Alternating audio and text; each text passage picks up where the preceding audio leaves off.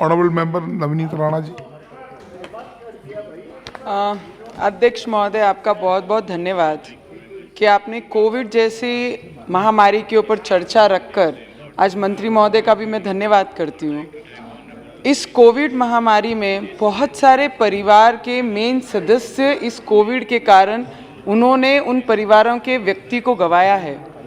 ऐसे परिवार में कई पेरेंट्स दोनों भी उनका इस महामारी के कारण निधन हो गया है, तो अकेले बच्चे जो माइनर है वो भी, उनके सभी के प्रति मैं दुख व्यक्त करती हूँ।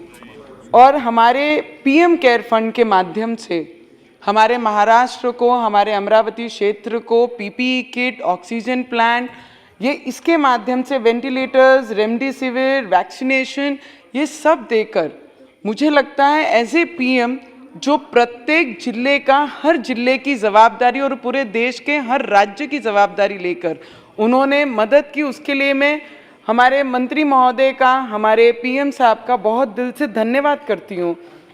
सभी लोगों ने आलोचना की, कई लोगों ने सपोर्ट किया, पर मैं इतना बता सकती हूँ कि ये सिचुएशन हम सबके लिए बहुत नई थी और इस सिचुएशन में लड़ने के लिए हर कदम नया कदम हमने रखा था।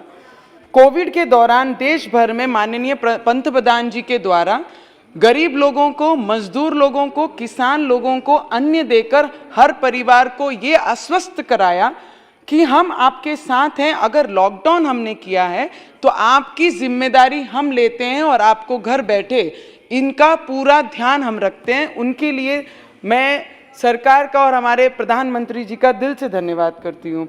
कोविड की दूसरी लहर महाराष्ट्र में शुरू हुई और महाराष्ट्र में मेरे डिस्ट्रिक्ट अमरावती से उसकी शुरुआत सबसे पहला हुई और उस दौरान महाराष्ट्र सरकार पूरी तरीके से दूसरी लहर को रोकने में असफल रही तथा इसे अनेक जाने गई, जिससे महाराष्ट्र सरकार ने छिपाने की भी कोशिश की।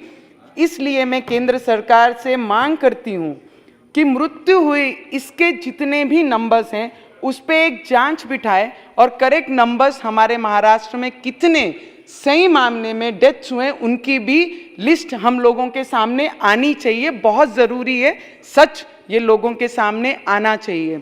शब्दों में वाह वाह करने से कुछ नहीं होगा।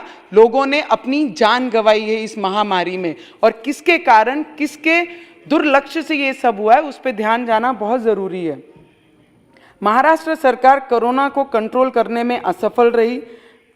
माना गया कि महाराष्ट्र सरकार से बात करने की, बहुत संपर्क करने की कोशिश उस वक्त हमने की और जिसके कोई रिस्पांस महाराष्ट्र सरकार से कभी हमें नहीं आया, उसका बहुत बड़ा दुख हम लोगों का है। हम रिप्रेजेंट करते हैं ऐसे क्षेत्र को जहाँ पे ट्राइबल एरिया है, मजदूर लोग हैं, किसान लोग हैं, ऐसे क्षेत्र को रिप्रेजेंट करते हैं और कोरोना दूसरी लहर वो क्षेत्र से शुरू हुई थी, अमरावती से। और कोविड में मैं आपको महोदय, अध्यक्ष महोदय, आपको मैं बताना चाहूँगी कि ये कोरोना के पीरियड में जो 1.5 साल 1 साल हमने लॉकडाउन करके हम अपने घर में रहे, हमारे क्षेत्र में मैक्सिमम ट्राइबल लोग हैं, मजदूर हैं और किसान हैं जो रोज़मर्रा जाते हैं, मजदूरी करते हैं और खाना ला के अपने परिवार को खिलाते हैं। उस वक्त जितने भी लोग अपने घरों में थे, तब इलेक्ट्रिक डिपार्टमेंट का जो मुद्दा आता है, हमारे मंत्री महोदय ने, राज्य के जो मुख्यमंत्री ने और डिपार्टमेंट के जो मंत्री महोदय, उन्होंने क्लियर शब्दों में प्रेस कॉन्फ्रेंस में कहा कि इलेक्ट्रिक का जो भी बिल होगा उसे कहीं ना कहीं कोई परसेंटेज में हम माफ करेंगे और लोगों को रिलीफ देंगे, पर उन्होंने किया नहीं। जो हमारे कृषि पंप हैं, आज भी हमारे लोग वहां पर कृषि पंपों पे जो 2 साल से कुछ काम नहीं कर रहे थे, कृषि पंप में जाकर जबरदस्ती, अगर तुम वहां पर पैसे नहीं भरते हो तो उनके कृषि पंप के कनेक्शन भी आज हमारी महाराष्ट्र गवर्नमेंट के लोग जाकर जबरदस्ती उसे काटा जा रहा है। तो मैं विनती करूंगी, कई मेरे फ्लोर लीडर, मेरे भाई मेरे से बहुत बड़े और सीनियर हैं, जो शिवसेना के फ्लोर लीडर हैं ना, उन्होंने कुछ टिप्पणियां हमारे केंद्र के ऊपर, केंद्र के सब्जेक्ट पे की है, उस पर ज़रूर बोलना चाहूँगी मैं। कोविड के कारण पूरे महाराष्ट्र के अंदर अनेक जो व्यापारी थे, बिजनेस थे, बहुत सारे लॉसेस हुए, तो उसमें मैं केंद्र से भी विनती करना चाहूंगी, जिनके ऐसे शटडाउन हुए हैं बिजनेस, जिनके क्लोज हुए हैं, उनको भी रीओपन करने के लिए क्या फैसिलिटी केंद्र से दी जा सकती है, उस पर भी हमने मदद करनी चाहिए। अमरावती जिले में कोविड के समय बहुत सारी मंत्री महोदय, मंत्री जी आप यहाँ पर हैं, तो 100 करोड़ का आंकड़ा ऐसा दिया कि इसमें एक्सपेंस उनका खर्च हुआ है कोविड के दौरान। तो मैं आपसे एक विनती करूंगी कि इसकी पूरी डिटेल जो हमारे डिस्ट्रिक्ट के कलेक्टर हैं उनसे आप बुलाइए, कि क्योंकि कई मंत्री और प्रशासन वहाँ के अपने sir, only 2 minutes sir, just last 2 minutes sir, उसके ऊपर जितना खर्च हुआ है उन्होंने अपने क्लोज वन को ये डायरेक्टली टेंडरिंग ना करते हुए हर कामों की डायरेक्टली उनको काम दिए गए, उससे हमारे लोगों का नुकसान, हमारे क्षेत्र का, और जो फंड केंद्र से हमारे जिले के लिए, डिस्ट्रिक्ट के लिए आया, उसका बहुत गलत वापर हुआ है। उसकी भी इंक्वायरी बैठनी चाहिए कि कहाँ कैसे खर्च इस पे किया गया है, वो मैं मंत्री महोदय से विनती करूंगी।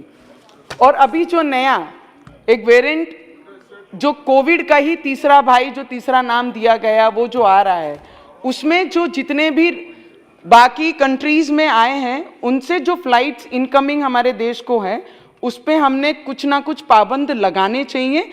जब, क्योंकि आज हमारे स्कूल चालू हो गए हैं, कॉलेज शुरू हो गए हैं, सब बच्चे अपने अपने स्कूल जाना शुरू कर दिए हैं महाराष्ट्र में। अगर बाहर से प्रवासी यहाँ आते हैं और उनको इफेक्ट करते हैं तो बहुत बड़ा नुकसान हमारे बच्चों का और सब परिवारों का होगा।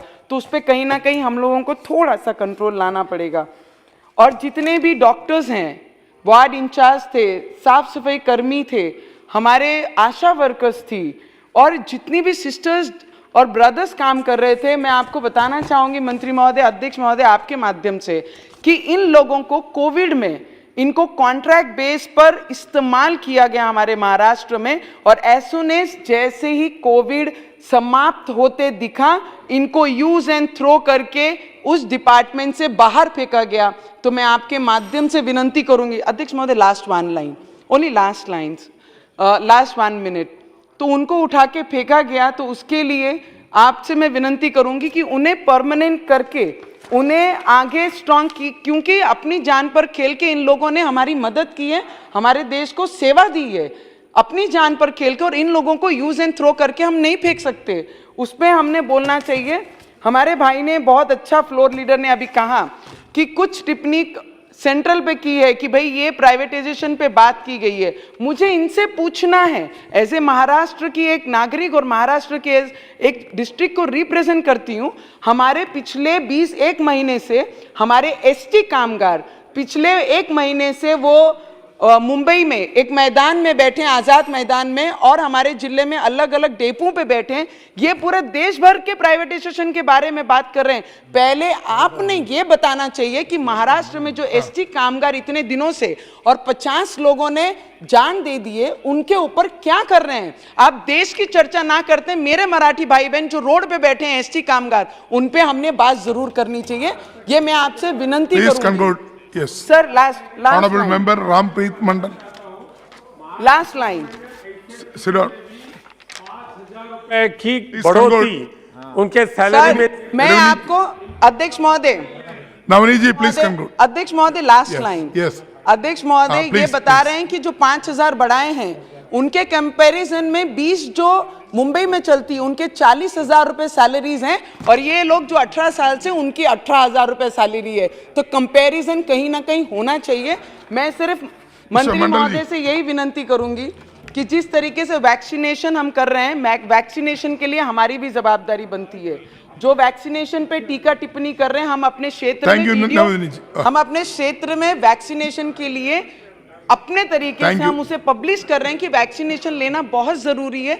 जब एक डोज लिया, दूसरे डोज के लिए जब कोविड खत्म होने लगा, तब धन्यवाद। Thank you.